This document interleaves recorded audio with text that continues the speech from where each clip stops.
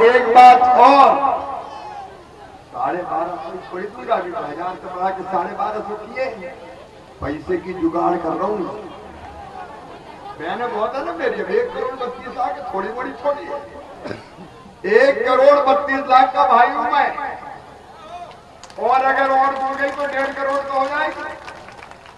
अब 1.5 करोड़ बहनों के खाते में पैसा डालो, पैसा तो बहुत से लगता है ना, तो व्यवस्था कर रहा हूं, और व्यवस्था होते ही 1250 से बढ़ा के 1500 करूंगा, फिर 1500 से बढ़ा के और इंतजाम करके करूंगा 1750, फिर 250 करके बढ़ाऊंगा, इंतजाम करते जाओ बढ़ाते जाओ, 1750 से बढ़ा के करूंगा 2000, 2000 से बढ़ा के करूंगा 2250, 2250 से बढ़ा के करूंगा 2500, 2500 से बढ़ा के करूंगा 2750, और 2750 से बढ़ा के कितने करूंगा 3000 करूंगा।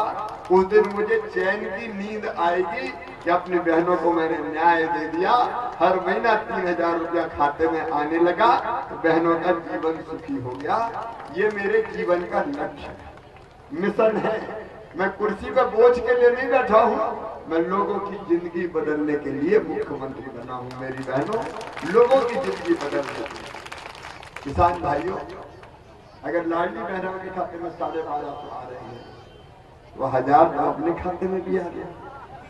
6 पीएम साहब दे रहे हैं, मैंने कहा 6 पीएम साहब अपने दे रहे हैं, तो तू भी 4 दे, पहले चौथी बार बनाए, फिर मैंने कहा 4 नहीं अब 6 ही दे यार, तो 1000 रुपया महीना तो सीधे किसानों के ऊपर। वहां भी मैं सोच रहा हूँ कि इधर उधर की सब्सिडियां जो जाती है ना, कई बार उसमें गड़बड़ सड़बड़ होती रहती है, तो भैया सब्सिडी छोड़ो, सीधे किसान के खाते में पैसा, बताओ ठीक रहेगा कि नहीं?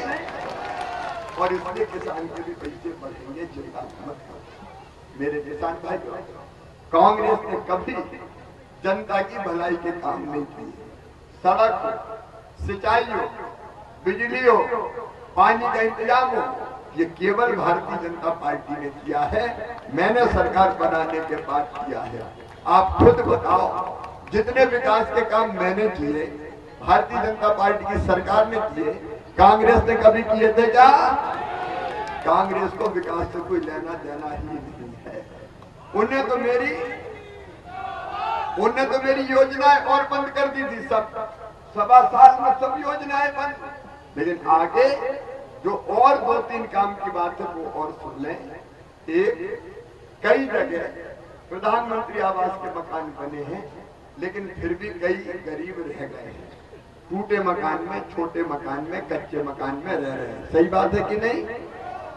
और इसलिए जिनके नाम प्रधानमंत्री आवास योजना में छूट गए हैं, उनके लिए मैंने बना दी मुख्यमंत्री लाडली बहना आवास योजना। यहाँ भी हमने आवेदन भरवाए, आवेदन भर गए कि नहीं? आवेदन भर गए, और उसके बाद उनकी जांच होगी सरकार बनने के बाद, और जिनके कच्चे मकान होंगे उनको पक्का मकान बनाने के पैसे दिए जाएंगे, हम देंगे।